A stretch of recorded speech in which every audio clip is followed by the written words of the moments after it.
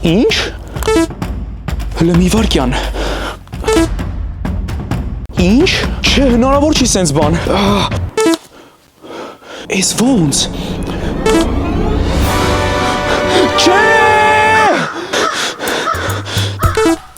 Չէ, ստեղ մի բան են չի։ Քեզ տենամ իմ ուզած տեղը ինձ հասցրա։